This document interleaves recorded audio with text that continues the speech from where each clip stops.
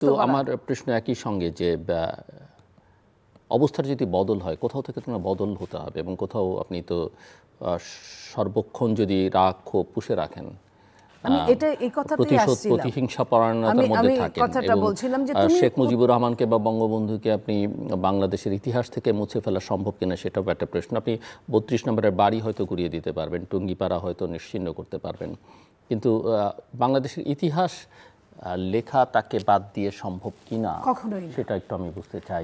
আমি এই কথাগুলোই বলার জন্য এবং ইতিহাস থেকে আসলে কাউকে মোছা যায় কিনা। ধরেন আপনি হয়তো বলবেন যে আওয়ামী লীগ বা শেখ হাসিনা সংসদে দাঁড়িয়ে জিয়াউর রহমানকে যেভাবে অসম্মান করেছে, বেগম জিয়াকে যেভাবে সেটা করেছে এবং তার পরিণতি কী হয় সেটাও আমরা ইতিহাসে দেখেছি, কিন্তু একই ধারায় সেটা আপনি করবেন কেন? আপনি হয়তো বলতে পারেন যে এর তো আমরা করিনি, যদিও আপনার দলেরও কাউকে পত্রপত্রিকায় নাম এসেছে যে এরা এখানে ছিল, সেখানে থাকাটা সমীচীন হয়েছে কিনা, বা অন্য দলের কেউ আপনাদের নাম দিয়ে করেছে কিনা সেটাও একটা।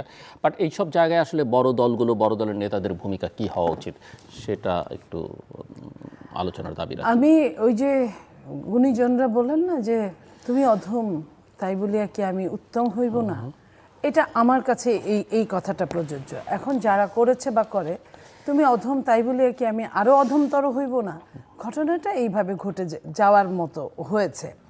তো বিএনপির যেমন ধরেন 3 দিন দেশে কোনো রাষ্ট্রের কোনো কর্ণধার ছিল না, রাষ্ট্র শাসক ছাড়া 3 দিন চলেছে। আমি যদি এখনকার হিসাব করি, খারাপ চলে নাই। তো সেখানে একজন নেত্রী, আমাদের দেশনেত্রী বেগম খালেদা জিয়া, উনি কিন্তু বলেছিলেন ওই দিন 5 তারিখের পরেই উনি বলেছিলেন যে সবাই তোমরা তোমাদের মতো যার যেখান থেকে আছে তোমরা এই ঝঞ্ঝাটের মধ্যে না গিয়ে সবাই ধৈর্য ধারণ করো। এই যে ধৈর্য ধারণ করা সব কিছু, যেটা আওয়ামী লীগ বলেছিল যে 5 লক্ষ লোক প্রথম দিনই মেরে ফেলবে, এই করবে ওই করবে, এইসব কিন্তু আমরা ওই দিন দেখি নাই, ওই 3 দিন।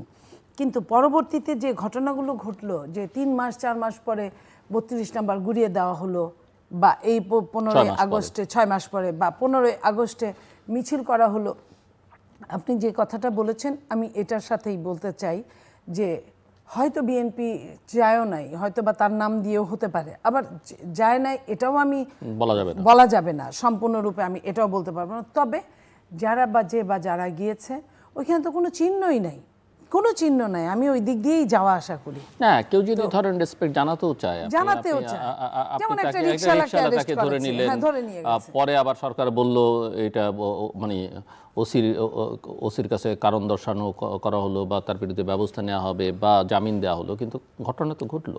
সেটাই তো, সেই জায়গায় আমি মনে করি না কেউ যদি মন থেকে কাউকে সম্মান করে, লাইক আমি তুরস্কের কথা যদি আমি এখানে আনি, তুরস্কের কামাল আতাতুর্ককে আপনার বাইরের দিক থেকে কেউ তার সমালোচনা করতে পারবে না, তার নামে একদম প্রফেটদের মতো তাকে চিন্তা করা ছাড়া অন্য কিছু বলতে পারবে না, তাহলে তার জন্য ফাঁসি হবে।